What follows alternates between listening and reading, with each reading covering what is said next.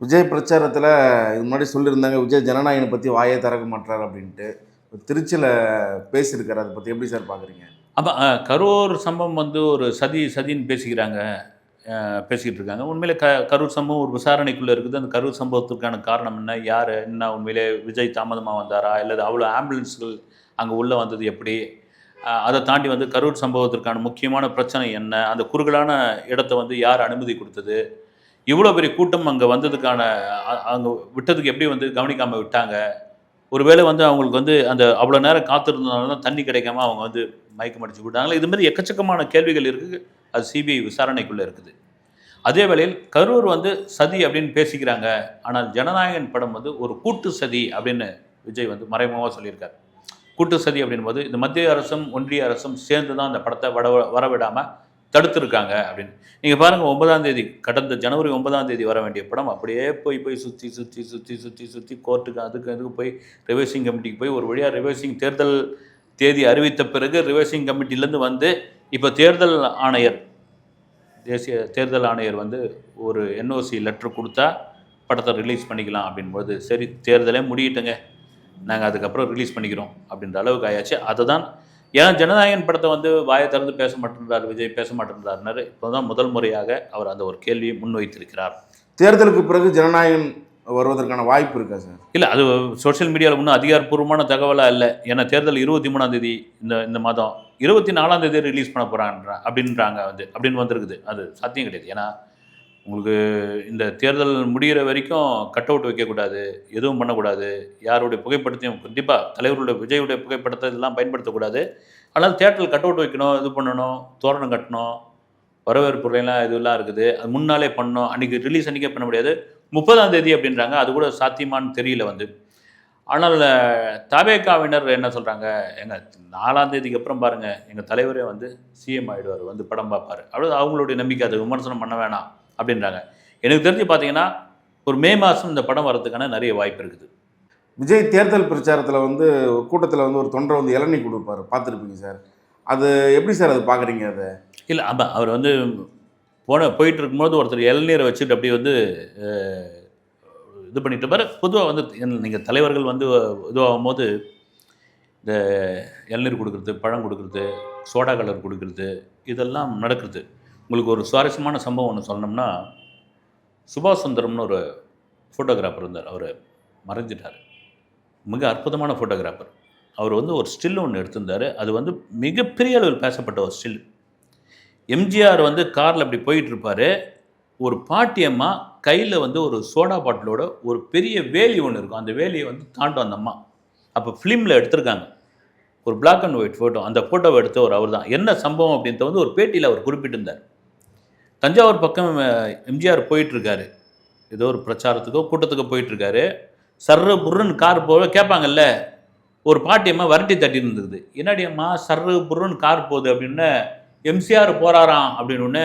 அப்படியான்னு சொல்லி பக்கத்தில் இருந்த ஒரு கடையில் ஒரு சோடாவை கலரை வந்து ஒரு கோலி சோடாவை உடச்சி அவருக்கு கொடுக்கணுன்றதுக்காக கொஞ்சம் கூட எதிர்பாராமல் அந்த வேலியை தாண்டினதை அவர் படம் எடுத்திருக்காரு. எம்ஜிஆர் காரை நிறுத்திட்டு அந்த பாட்டியம்மா கூப்பிட்டு அந்த கலரை வாங்கி 2 மடக்கு குடிச்சிருக்காரு.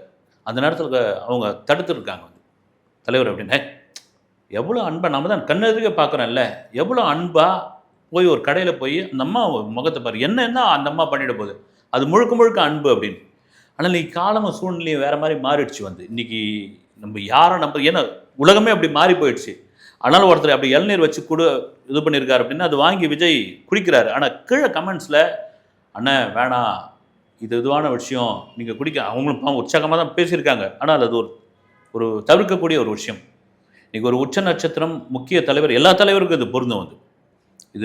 இது கூடாது. ஏன்னா இன்றைக்கி திரும்ப சொல்கிறது தான், நம்ம எதிரிங்க எங்கே இருக்கிறாங்கன்னு நம்மளால் கண்டுபிடிக்க முடியாது. சாதாரண மக்களுக்கே வந்து சாதாரண நமக்கே நம்ம ஒரு அலுவலகத்துலேயே எங்கேயோ வேலை செய்கிறோம்னு வச்சுங்க, அங்கேயே நமக்கு தெரியாமல் எதிரிகள் இருப்பாங்க வந்து. எதிரிகள்லாம் அவனும் பெருசாக பண்ணிட்டு போகல. அப்போது ஒரு தலைவர் அப்படின் பொழுது யாரோ ஒரு ஃபுட் ஐட்டம் கொடுக்குறாரு அப்படின்னா அதை எப்படி தைரியமாக வாங்கி கொடுக்குறீங்க? அது தவறான ஒரு விஷயம்னு அவங்களே, விஜயுடைய தொண்டர்களே, விஜயுடைய ரசிகர்களே அதை வந்து கண்டித்துள்ளார்கள் செல்லமாக.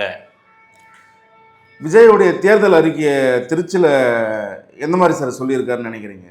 இல்லை, தேர்தல் அறிக்கையை அவர் வந்து ஏற்கனவே சொல்லிட்டார் வந்து. மிச்சம் இருக்கிற தேர்தல் அறிக்கை ஏதாவது இருந்தால் இனி வர கூட்டங்களை சொல்லுவார்னு நினைக்கிறேன். இப்போ பொதுவாக அதான் சொன்னது வந்து அவர் என்னன்னா வந்து இந்த கேஸ் விலையேற்றம், அந்த கேஸ் விலையேற்றம் அது ஏன் வந்து மாநில அரசு போய் கேட்காம இருக்குது? நீங்கள் வந்து டேரிங்காகவே அவர் சொல்கிறார் வந்து, ஒரு ரெய்டு வந்தால் நீங்கள் டெல்லிக்கு போகிறீங்க, ஒரு பிரச்சனை வந்தால் டெல்லிக்கு போகிறீங்க, ஒரு கேஸ் விலை ஏறிடுச்சு நீங்கள் ஏன் டெல்லிக்கு போகல அப்படின்னு அது கூட விமர்சனம் பண்ணியிருக்காங்க. கேஸ் யாருடைய கண்ட்ரோலில் இருக்குது, எரிபொருள் இது வந்து யாரோட இருக்குது, இதுக்கு மாநில அரசு இவர் கேட்குறாரு அப்படின்னு. வழக்கம் போல் விஜய் நாங்கள் கண்டிப்பாக ஆட்சிக்கு வந்தால் 6 சிலிண்டர் ஒவ்வொரு இல்லத்திற்கும் இலவசமாக கொடுப்போம் அப்படின்னு.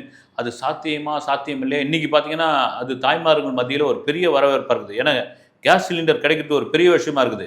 எப்போ விஜய் வந்தால் 6 சிலிண்டர் ஃப்ரீயாக தராராமே அப்படின்ற ஒரு விஷயம், அது தருவாரா தரமாட்டாரா அது வந்த பிறகு அது சாத்தியப்படாத தாண்டி அது ஒரு ஒரு பேசும் பொருளாக மாறி இருக்குது. பெண்கள் மத்தியில் அதுக்கு ஒரு வரவேற்பாக கூட மாறி இருக்குது. அது திருச்சி கிழக்கில் இன்னைக்கு வேட்புமனு தாக்கல் பண்ணிட்டு பிரச்சாரம் பண்ணியிருக்காரு விஜய். எப்படி பண்ணியிருக்காரு சார்? உண்மையாக வந்து இங்கே பெரம்பூர்லேயும் திருச்சிலையும் கிழக்குலையும் அவர் நிற்கிறார். பெரம்பூரில் வேட்புமனு தாக்கல் பண்ணிவிட்டு இந்த பிரச்சாரம் பண்ண இதுவெல்லாம் உங்களுக்கு தெரிஞ்சிருக்கும். வந்து அவர் வேட்புமனு தாக்கல் பண்ண வந்தப்போ அவ்வளோ பெரிய கூட்டம், அவ்வளோ பெரிய இது. அந்த பிரச்சார பயணத்தை தொடங்கினப்போ கட்டுக்கடங்காத கூட்டம். ஏன்னா பெரம்பூர், கொளத்தூர், அதுக்கப்புறம் வில்லிவாக்கம் இந்த தொகுதியில் 3 இடங்களில் பிரச்சாரம் பண்ணுறது வந்து கொளத்தூரில் போனவுடனே பல சர்ச்சைகள் வந்தது. சரியான போலீஸ் பாதுகாப்பு இல்லை, ஒன்வேலாம் வந்து எங்களுக்கு வந்து திருப்பி விட்டாங்க. அப்புறம் வந்து மாநகர பேருந்தெல்லாம் உள்ளே வந்துடுச்சு, அதெல்லாம் உள்ளே வரக்கூடாது. மொத்தத்திலே ஒரு மாதிரி வந்து ஒரு பயத்தை உண்டு பண்ணிடுச்சு. அவ்வளோ அளவு கூட்டங்கள். நம்ம கூட பேசியிருந்தோம் நார்த் மெட்ராஸில் தெருக்கெல்லாம் ரொம்ப குறுகலான ஒரு பகுதி அப்படின்னு. சரி, திருச்சி கிழக்கில் இவருடைய வேட்புமனு தாக்கல் எப்படி இருக்கும், அங்கே அவருடைய பிரச்சார பயணம் இருக்குது. குறிப்பாக விஜய் எங்கே போனாலும் கூட்டம் வருதுப்பா, அதை ஒன்றும் கண்ட்ரோல் பண்ண முடியாதுப்பா. அது என்ன பண்ண முடியும் கூட்டத்தை? இன்றைக்கி அவங்க கட்சிக்காரங்க கூட போட்டிருந்தாங்க, தாவேகாவினர் வந்து போட்டிருந்தாங்க, தயவுசெய்து பொதுமக்களே வராதீங்கன்னு போட்டிருந்தாங்க. அதுவும் கர்ப்பிணிகள், குழந்தைகள், மாணவியர்கள், வயதானவர்கள், நோயாளிகள் தயவுசெய்து வராதிங்க. இப்போ வெயில் அந்த அளவுக்கு புலக்கடிக்குது, இன்னும் கத்திரியே வரல அப்படின்றது அந்த வேட்புமனு தாக்கல் ரொம்ப ஸ்மூத்தாக இருந்தது. அவருடைய பிரச்சாரம் கூட பார்த்தீங்கன்னா எம்ஜிஆர் சிலையினுடைய பேக்ட்ராப்பில் வச்சு பிரச்சாரம் பண்ணார். ரொம்ப கரெக்டாகவும் இருந்தது. ஏன்னா இது அப்படியே பின்னோக்கி போனோம்னா அந்த மக்கள் சந்திப்பு பயணம் திருச்சியிலேருந்து தான் தொடங்கினார் விஜய். அந்த ஏர்போர்ட்லேருந்து மரக்கடை பஜார் வரத்துக்குள்ளே அவர் பட்ட அவஸ்தை இருக்குது. அங்கே தொடங்குன்னு தான் இந்த வாட்டி உண்மையிலே நிறைய தாவேகாவினர் வந்து காவல்துறைக்கு நன்றி போட்டிருக்காங்க. திருச்சி காவல்துறைக்கு வந்து நன்றி போட்டிருக்காங்க. அவங்களுடைய ஒத்துழைப்பு இல்லைனா இது முடிஞ்சிருக்காது. அதே சமயத்தில் தாவேகாவினர் தொண்டர்கள்லாம் இப்போ மாறி இருக்காங்க.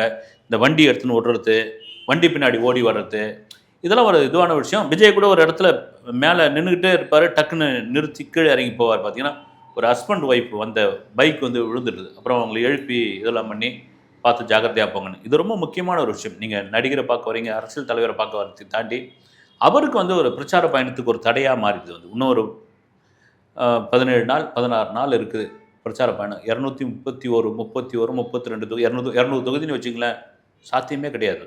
அது விஜய் மாதிரியான ஒரு தலைவர் போகும்பொழுது வாய்ப்பே இல்லை ராஜா. அப்படி தான் ஏன்னா இப்போ இன்றைக்கி திருச்சியில் இப்படி பண்ணிட்டாங்க, அடுத்த ஊரில் அதே மனநிலையில் இருப்பாங்களா அப்படின்ற ஒரு கேள்வி இருக்குது. அதனால் இருந்து தான் ஆகணும். அதுதான் ரொம்ப முக்கியமான ஒரு விஷயம். விஜயோடைய இந்த தேர்தல் பாட்டு வந்து அவர் பாடுறத எப்படி சார் பார்க்குறீங்க? அது தேர்தல் பாடலில் இது வந்து ஒரு சின்ன அறிமுக பாடல் வந்து சின்னத்தை கொண்டு போய் சேர்க்கறது, விசில் சின்னத்தை வந்து உண்மையிலே வந்து ஏன்னா விஜயோடைய திரைப்பட பாடல்கள் first single, second single, third single வரும்போதெல்லாம் கூட நம்ம பார்த்துருக்குறோம். வந்து அதை டீகோட் பண்ண ஆரம்பிச்சிருக்காங்க. என்னெல்லாம் அந்த சொல்லியிருக்காங்க, எந்த பாடல் வரிலாம் இருக்குது, இதில் எப்படிலாம் இதுவாக இருக்குதுன்னு. இந்த விசில் பாட்டை எக்கச்சக்கமான பேர் டீகோட் பண்ண ஆரம்பிச்சிட்டாங்க. அந்த விசில் பாட்டு பெருமளவில் வந்து வைரலாகி மாறி இருக்கு. குறிப்பாக ஏன்னா ஒரு கட்சிக்கு வந்து சின்னம் ஒன்றும் பெரிய முக்கியம் இல்லைப்பா அப்படின்னு இந்த காலகட்டத்துக்கு இன்றைக்கி சோஷியல் மீடியா வளர்ந்து போச்சு. ஒரு காலகட்டத்திலலாம் வந்து ஒரு 30-40 வருஷத்துக்கு முன்னாடிலாம் வந்து படிக்காதவர்கள் சின்னத்தை பார்த்து தான் வந்து ஓட்டு போடுவாங்க. அப்போ வாக்கு சீட்டு தான். எம்ஜிஆரே கூட பார்த்தா இந்த ரெட்டலை அப்படின்ற ஒரு விஷயத்தினால தான் அவர் பெரிய பிரபலமானார். அதுதான் அவருக்கு வந்து வெற்றிக்கனியை வந்து தேடி கொடுத்தது அப்படின்லாம் சொல்லிட்டு இருக்கும்போது இன்றைக்கும் சின்ன முக்கியமான ஒரு விஷயம். அதை விஜய் தான் சொல்கிறார், விசிலில் நீங்கள் அழுத்துங்க, காலையில் 10 மணிக்கு போயிடுங்க பக்கச்சாவடிக்கு, கரெக்டாக போயிட்டு அந்த விசில் சின்னத்தை வந்து ஒரு அழுத்திட்டு வந்துடுங்க அப்படின்றார். அப்போ சின்னம் எவ்வளோ முக்கியம் பொழுது இந்த பாடல், சின்னத்திற்கான பாடல் மிகப்பெரிய அளவில் வைரலாக மாறி இருக்குது. குறிப்பாக அவரே திருச்சியில் அதை பாடவும் ஆரம்பிச்சிட்டார். வந்து பாட ஆரம்பிச்சு விசில் சத்தம் காதை பழக்க ஆரம்பிச்சது. இதுலேருந்து தெரிஞ்சது சின்னம் எவ்வளோ பெரிய முக்கியம் என்பது இந்த பாடலை வச்சே தெரிஞ்சுக்கலாம்.